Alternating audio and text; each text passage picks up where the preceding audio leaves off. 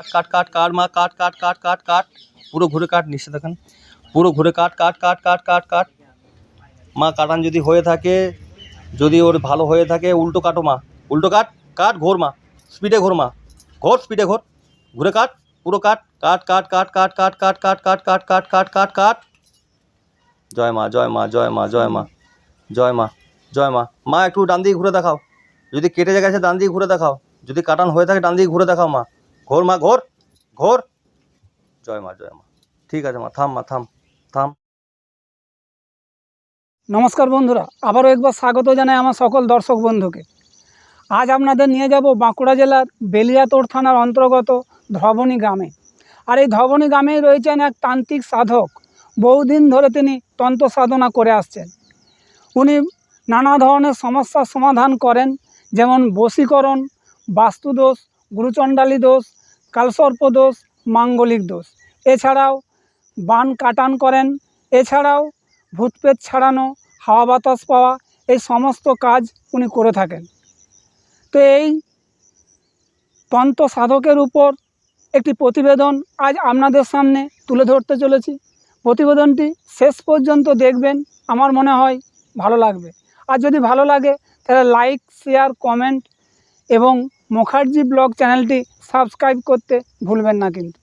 তো তাহলে চলুন যাওয়া যাক সেই তন্ত্র সাধক গৃহ মন্দিরে। তো এই মুহূর্তে আছি আমি বাঁকুড়া দুর্গাপুর মেন রোডের উপর। এটাই হলো বাঁকুড়া দুর্গাপুর মেন রোড।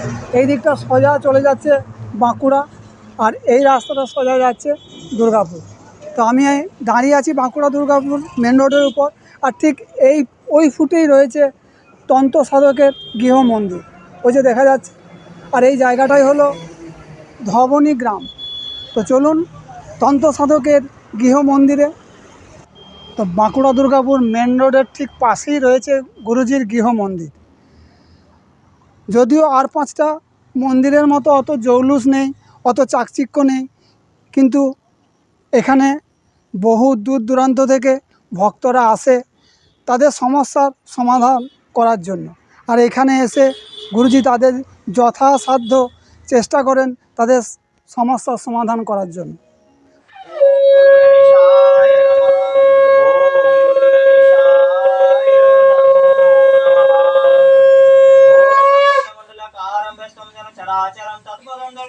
প্রথমে আছে আমাদের তন্ত্রের দেবী নীল সরস্বতী মা, তারপরে মনসা মা, তারপরে ত্রিপুরা মা, ত্রিপুরা সুন্দরী মা, তারপরে কামাখ্যা মা, তারপরে তারা মা, দুটো ছবি আছে পরপর।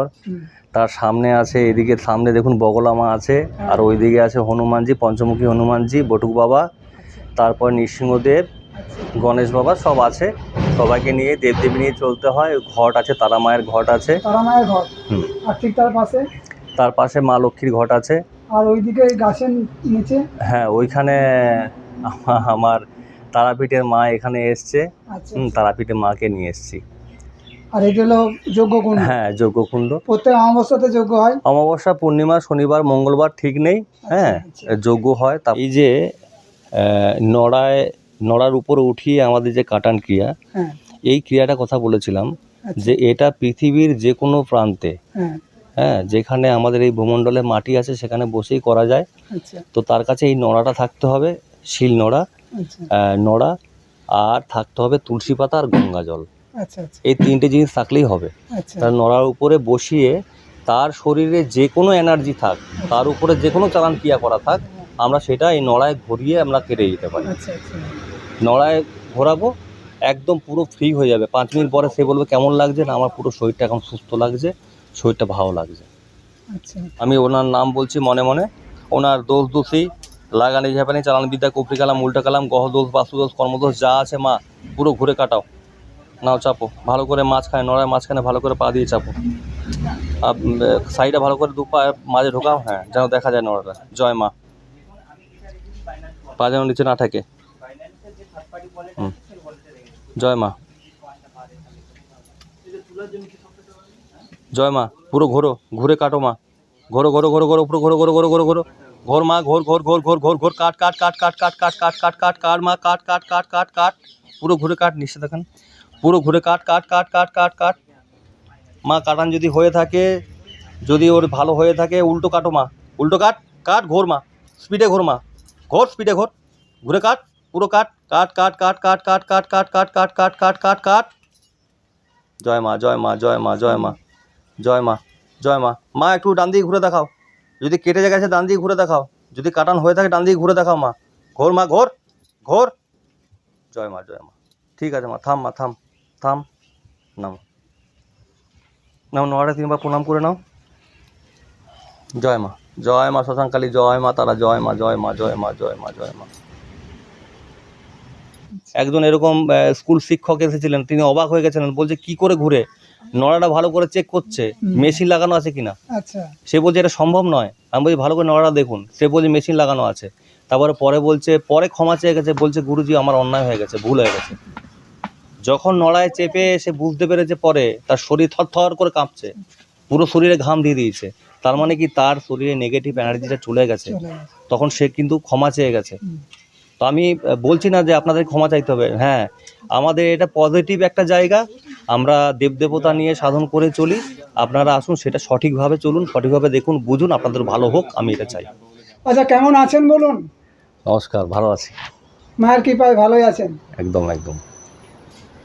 তো এই আধ্যাত্মিক জগতে কিভাবে এলেন, যদি কিছু বলেন। দেখুন, এটা তো গ্রহ আর যোগ, হ্যাঁ। যোগে টেনে নিয়ে আসে। আচ্ছা, এখানে কে কখন আসে বলতেও পারে না, আর কেউ বলতে পারবেও না যে কাকে কোথা থেকে কেউ টেনে আসবে আর কি জায়গায়। আচ্ছা, এখানে কি কি সমস্যার সমাধান হয়? দেখুন, এখন যদি সমস্যার সমাধান বলতে হয় তাহলে তো পুলিশ আমাকে অ্যারেস্ট করে নিয়ে যাবে। আচ্ছা আচ্ছা, কারণ হচ্ছে, যদি রোগ জ্বালার কথা বলি তারা ডাক্তাররা কি অন্যায় করেছে, হ্যাঁ, কিন্তু কিছু কিছু ব্যাপার থাকে রোগ জ্বালার সাথে, যে একটা আমাদের বাড়িতে একটা বাচ্চা, একটা মেয়ের 20-22 বছরে আমরা বিয়ে দিই, কি তার লেখাপড়া কমপ্লিট হলেও হয়তো 25 বছর বয়সে বিয়ে দিই, তার যখন 25 বছর অতিক্রান্ত হয়ে যায় বা 30 বছর অতিক্রান্ত হয়ে যায়, বিয়ে দিতে পারছি না কেন? এটা কোন রোগ? এই রোগের ডাক্তার কে আছে? তারপরে দেখুন, কিছু কিছু জায়গায় কিছু কিছু রোগের ব্যাপারে আমরা বলি, কিন্তু আমি সবসময় আপনাদের কাছে ক্ষমা চেয়ে নিচ্ছি যে আমি ডাক্তার নই। আচ্ছা, কেন বলি, যে অনেক কিছু পেশেন্ট আমার কাছে, যেমন গায়ে হয়তো অ্যালার্জির একটা সমস্যা আছে, এক মায়ের বাচ্চা হচ্ছে না, এরকম গ্যাস অম্বলের রুগী, তারপরে আপনার এই নানারকম সুগার টুগার, নানারকম নানাবিধ সমস্যা নিয়ে মানুষ আসে, যারা কন্টিনিউ বড় বড় ডাক্তার বড় বড় জায়গায় যেয়ে ভালো হয়নি, ভালো হচ্ছে না। তো সেটা প্রথমে বুঝতে হবে। আচ্ছা, আমি ওই জন্য বললাম আমরা কি ডাক্তার নই, বুঝতে হবে কেন ভালো হচ্ছে না, তার রোগটা কোথায়, এটা আমাকে ধরতে হবে। তাহলে আমি সেজন্য বলছি আর কি, যে আমি প্রথমে বললাম ডাক্তার নই, তাহলে আমাকে বুঝতে হবে বা আমাদেরকে বুঝতে হবে, আমাদের মতো যারা লোক আমাদেরকে বুঝতে হবে যে তার কোনো গ্রহদশা, তার বাস্তুর গোলমাল এই থাকার জন্য তার কিন্তু এই সমস্যাগুলো হয়। তো সেগুলো কিন্তু ডাক্তারের ওষুধে ভালো হয় না। সেই সময় আমাদের করতে হয় কিছু কাটান, বিশেষ কিছু ক্রিয়া করতে হয়, বা আমরা যারা মায়ের আদেশে বা বাবার আদেশে যারা চলি, বা পরমেশ্বর বলুন, নারায়ণ বলুন, বা নৃসিংহদেব বা হনুমানজি, যারই বলুন, তাদের আদেশে আমরা চলি, তাদের আদেশ মতো আমরা কাজ করি। আপনাকে দেখে, আপনার কথা মাকে বলে জানিয়ে, তার কাছ থেকে আদেশ হয়, আদেশ অনুযায়ী কাজ করে সকলেই ভালো থাকেন, আসলে কেউ ফেরত যান না।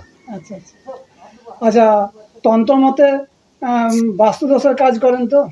হ্যাঁ, 100% কাজ করা হয়। আচ্ছা, আর এছাড়াও কালসর্প দোষ, মাঙ্গলিক দোষ, এসবগুলো কাজ করেন? সমস্ত কিছু করা হয়। আচ্ছা, মাঙ্গলিক দোষ খণ্ডন করা হয়, তারপরে আপনার বাস্তু দোষ, তারপরে আপনার এই কালসর্প যোগ, নানা রকম ক্রিয়া থাকে, শনি, তারপর রাহু, নানা রকম কুপ্রভাব থাকে, হ্যাঁ, কুদৃষ্টি থেকে মুক্তির জন্য অনেক কিছু ক্রিয়া হয়, যজ্ঞ হয়, এবং কিছু কিছু কাজ হয় যেগুলো মায়ের আদেশে, সেগুলো কবচ টবচ ধারণ করতে হয়, তাহলে তারা ভালো থাকে। আচ্ছা, বশীকরণের কাজ করেন? হ্যাঁ, বশীকরণের কাজ করা হয়। কিরকম বশীকরণের করেন একটু যদি বলেন। দেখুন, এখন বশীকরণ বা বিচ্ছেদ আপনি যাই বলুন না কেন, সঠিক স্বামী স্ত্রী মেলবন্ধন হচ্ছে না, স্বামী স্ত্রীর সম্পর্ক টিকছে না, স্বামী স্ত্রীর ভেতরে হয়তো কেউ পরকীয়া করছে, আমরা বুঝতে পারছি কিন্তু কিছু করতে পারছি না, তাহলে কি করতে হবে, সেই ক্ষেত্রে আমরা কাজ করি। আচ্ছা, যদি আপনি বলেন যে আমি তো ওকে ভালোবাসতাম, ও আমাকে ভালোবাসতো, কিন্তু ওরও বিয়ে হয়েছে, আমারও বিয়ে হয়েছে, সেই ক্ষেত্রে যে পরকীয়া আপনি করছেন, আপনি একটা সংসার আপনার নিজের সংসার ছেড়ে অন্যের সংসার ভাঙছেন, আমি সে কাজ করি না। দয়া করে আমার কাছে আপনারা এরকম মানুষ কেউ আসবেন না। আচ্ছা, আর এই বান কাটানোর কাজ করেন? হ্যাঁ, কেউ যদি বান মেরে থাকে? সমস্ত রকম কাটান ক্রিয়ার কাজ 100% হয়। আমরা এখানে কোনো রকমভাবে অবৈধ কোনো কাজ করি না, সমস্ত রকম ক্লিয়ার হয়ে যায়। আচ্ছা আচ্ছা আচ্ছা, এই ভূত পেট ছাড়ানো? একদম সঙ্গে সঙ্গে মানুষ যা শরীর নিয়ে আসবে এখান থেকে একদম ফ্রি হয়ে বাড়িতে যাবে। আচ্ছা, আপনার এই তন্ত্র সাধনার কিছু অলৌকিক ঘটনা বলুন না। বলাটা তো মুখে, কিন্তু সেটা কাজে একটা দেখাতে হয়। আচ্ছা কাজে দেখাবো কীরকমভাবে, যে কিছু কাজ দেখাতে হয়। আমি তো চাই না যে এইভাবে, এটা তো গুপ্ত একটা জিনিস, গুপ্তবিদ্যা। তন্ত্রবিদ্যা হচ্ছে গুপ্তবিদ্যা, যে বিদ্যা এইরকমভাবে ফোরকাস্ট করতে নেই। কিন্তু আমাদের সমাজটা এরকম হয়ে গেছে, মানুষ না হলে বুঝবে কে, যে সঠিক মানুষটা পাবে কোথায়? এই জায়গার জন্য আসা।